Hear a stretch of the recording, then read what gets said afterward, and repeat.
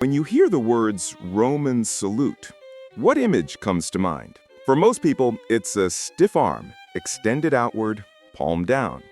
An image instantly recognizable and often uncomfortable. It's tied to fascist rallies, to Nazi parades, to some of the darkest chapters in modern history. But the shocking truth is that the so-called Roman salute wasn't Roman at all. For centuries, artists, filmmakers, and politicians told us that this salute was an authentic gesture from the days of Caesar, Augustus, and the mighty legions, a proud symbol of discipline, loyalty, and the glory of Rome. But when we dive into the actual sources, ancient texts, archaeology, and genuine Roman art, the evidence tells a very different story. This story will peel back the layers of myth, propaganda, and imagination that created one of history's most misunderstood gestures. We'll look at what Romans really did, how the myth of the salute was born, and why modern regimes seized on it to craft their own dangerous narratives. To understand the so-called Roman salute, we need to step back into the world of ancient Rome itself. Rome was a society obsessed with order, ritual, and symbolism. Every movement carried meaning. And while Romans did use plenty of hand gestures, the extended straight-arm salute we know today simply wasn't one of them. Roman orators, think Cicero, Seneca, or Marcus Tullius, were masters of gesture. When they addressed the Senate or the public, they used their hands dramatically. Pointing with one finger could emphasize logic. A raised arm with an open palm could signal appeal to the gods. Pressing the hand to the chest suggested sincerity. Quintilian, a Roman teacher of rhetoric in the 1st century CE, literally wrote a manual on how to move your hands while speaking. He describes dozens of expressive movements, none of which resemble the rigid, militaristic salute later associated with fascist regimes. And what about the Roman army? Surely soldiers had some form of salute to honor their generals. The truth is that Roman soldiers did pledge loyalty, but they did so with words, with oaths, and sometimes with ritual gestures like touching their weapons or raising their right hand, not stretching it out in a stiff salute. The military oath, the sacramentum, was sacred. It bound a soldier to Rome, to his commander, to his comrades.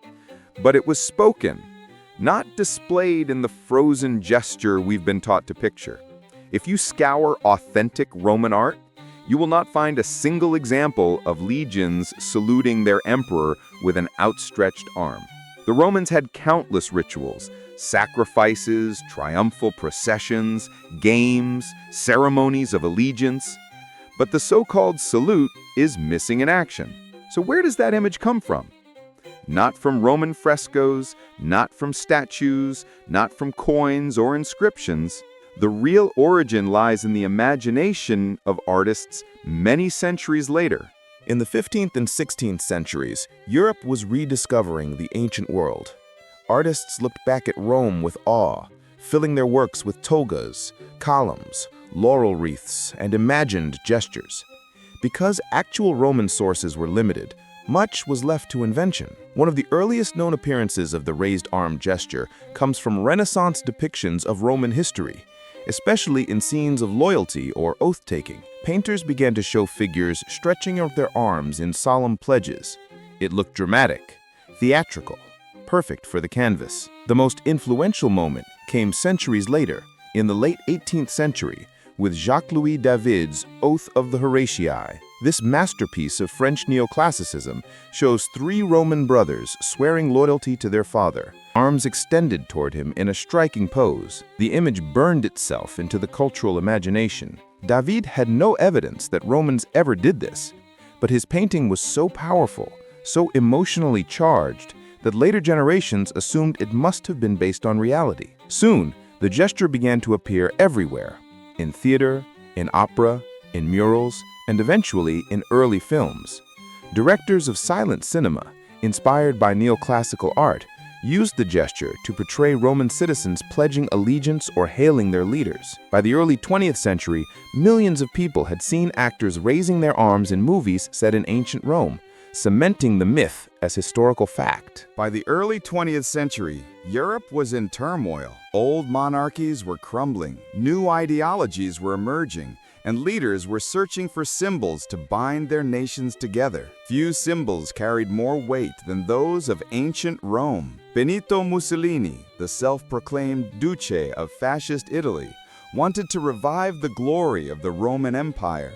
He adopted Roman architecture, Roman titles, even Roman marching styles.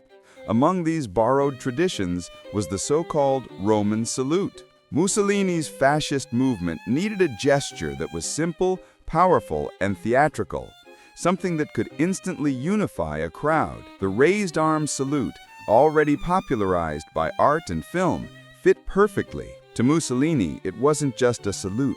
It was a link to an imagined past, a performance of continuity between modern Italy and the grandeur of Caesar's legions. The salute became the visual trademark of fascism. It was drilled into citizens, into soldiers, into school children. Raising the arm was no longer just a gesture. It became a political oath of loyalty to the regime. Across the Alps, Adolf Hitler and the Nazi Party adopted the salute, renaming it the Hitlergruß.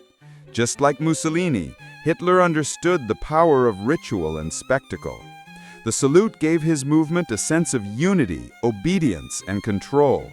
It was used everywhere, from mass rallies to everyday greetings, transforming an invented tradition into a lived reality. The salute spread like wildfire. It appeared in Nazi propaganda films, on posters, in military ceremonies. Millions of people used it daily, many under duress, some with conviction. Its association with fascism and Nazism became so strong that the world forgot its origins in a French painting and assumed it had always belonged to Rome. When the Axis powers collapsed in 1945, the salute collapsed with them. The gesture had become so contaminated by fascist ideology that it was outlawed in many countries. In Germany and Austria, performing it became a criminal offense, punishable by fines and imprisonment. Italy, too, distanced itself from the salute, though it had once been central to its national identity under Mussolini. From then on, the salute was more than just a gesture. It was evidence. At war crimes tribunals, photographs of men and women saluting Hitler were presented as proof of allegiance. The simple act of extending an arm had become a shorthand for complicity. And yet, myths die hard.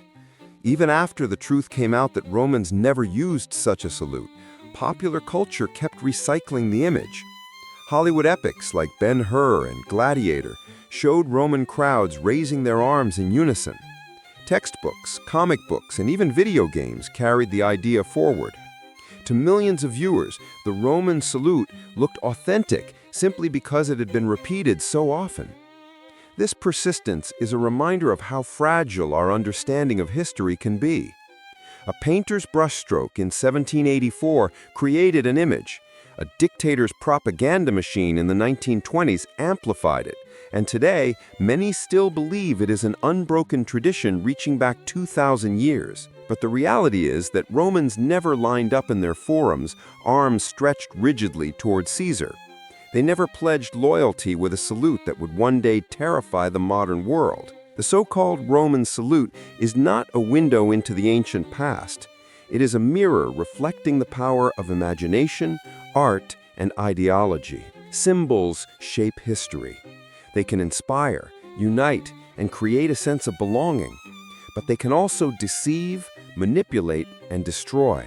The story of the Roman salute reminds us to question the symbols we inherit, to ask where they truly come from, and to remember that sometimes the past we think we know is a carefully crafted illusion. So the next time you see that arm raised in a film or a photo, remember, it wasn't Rome that invented the salute.